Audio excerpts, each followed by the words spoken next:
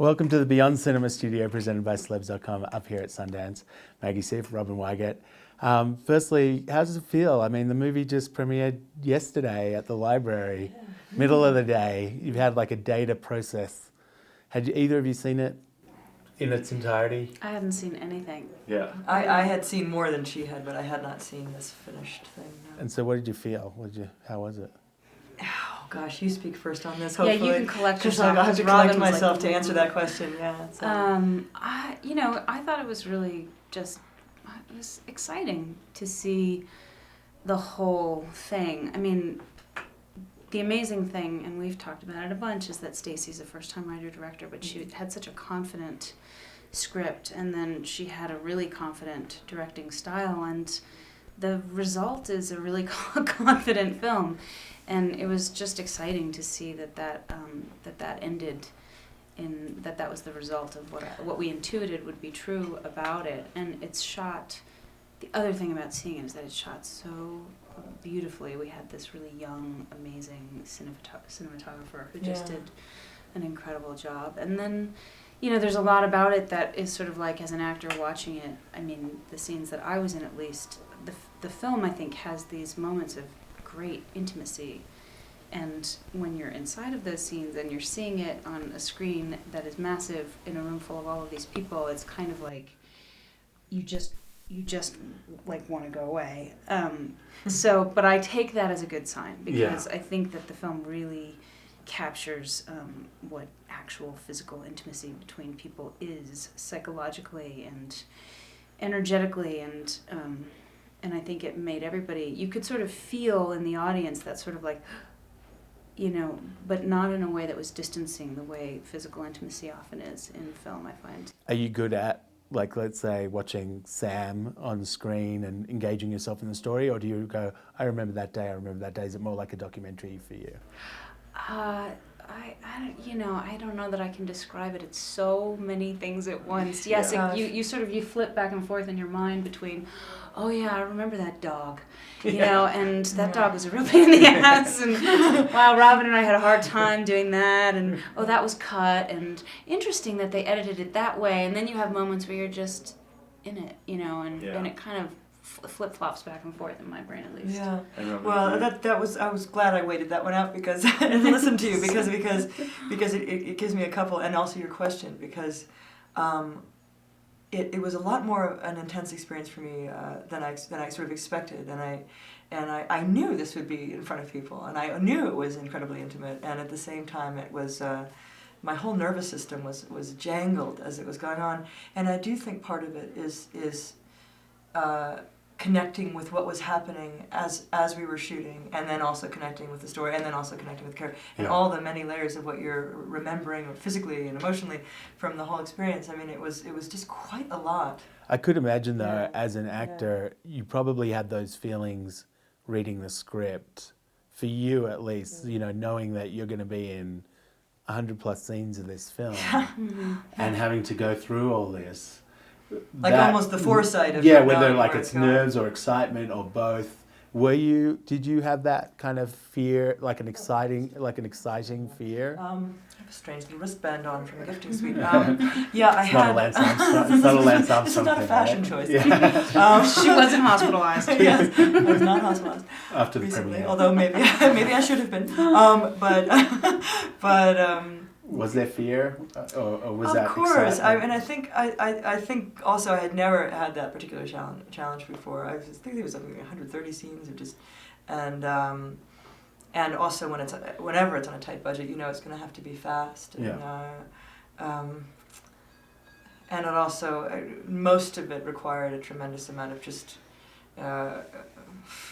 opening and diving in, So I did know it would be a lot, but I don't think you ever really know anything until it's happening. To be willing to give that level of intimacy, though, to a filmmaker who hasn't proven themselves yet. Correct. Yeah. Is that also part of the package of, okay, this is going to be super interesting? And what did you need when you first sat down with Stacey, wherever it was, in a cafe somewhere or by Skype?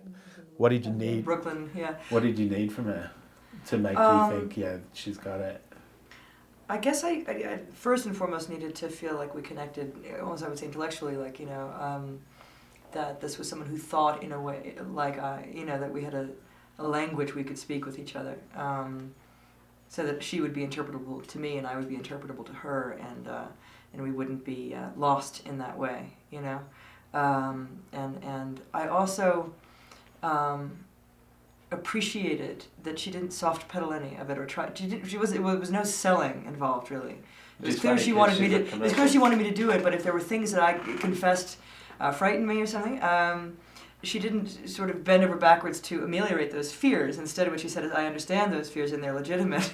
You know what I mean? She didn't say, "Don't worry, you'll be so taken care of." It was like, "Yes, I completely understand. That would be very frightening." And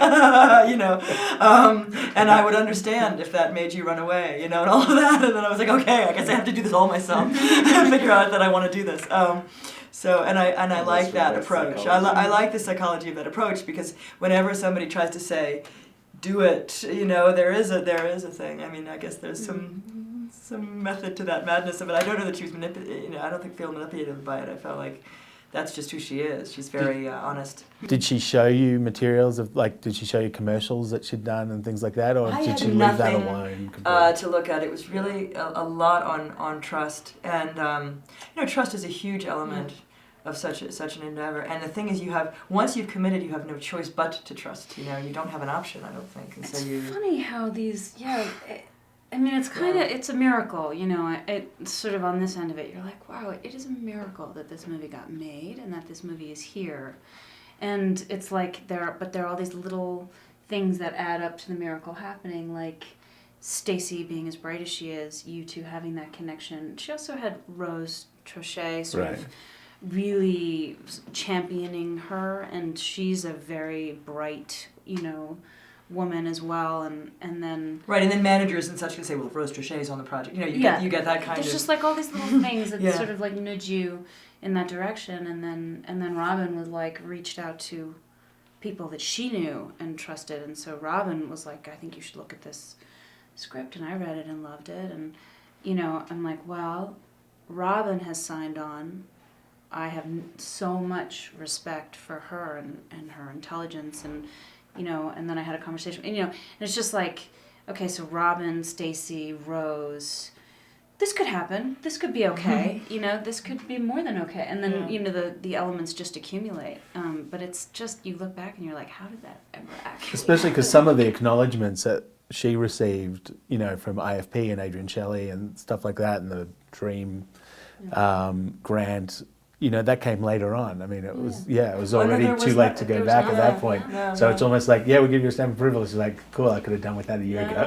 That kind of thing. Right, to pull it together. Yeah, exactly. Were you in New York, living in New York? No, I was in LA. I am in LA, although my life takes me back and forth a fair amount, just anyway. Because what I find interesting about this as well is that it's, being set in New York, it's one of those places where even though there's millions of people, the ability to get away with perhaps living a double life seems possible, despite the density.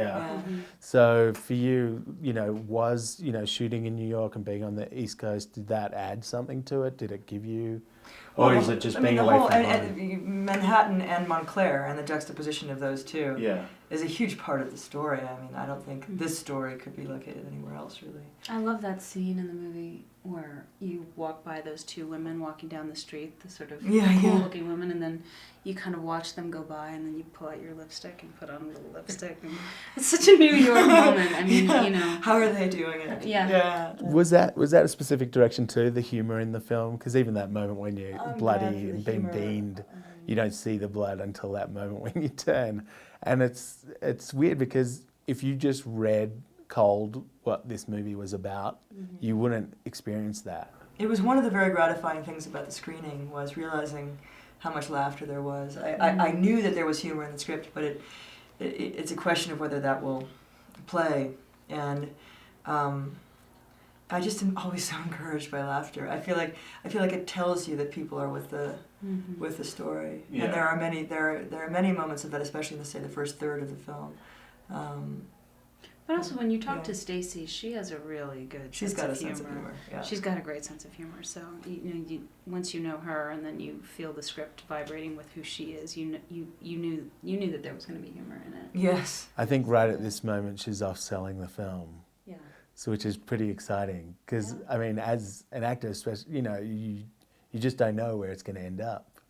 Yeah, it generated a lot of interest. I think the screening too, which was very gratifying. I mean, I think that's always the thing. The day of, you're always sort of holding your breath. I think what's the response going to be? Is there that kind of element as well for you personally? That I mean, the character's doing something completely reckless and dangerous.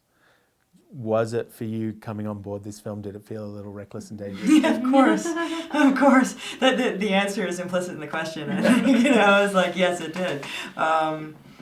But that also was part of the seduction of wanting to do it. Was that it didn't feel safe. Yeah, because it's interesting Yeah, because the yeah. Sessions, which was the surrogate, obviously here Right. last year, Yeah. and in which you have like a smaller role, Sure. Yeah. that was so warmly received as well. And do you feel like this gives you an opportunity to kind of shocase?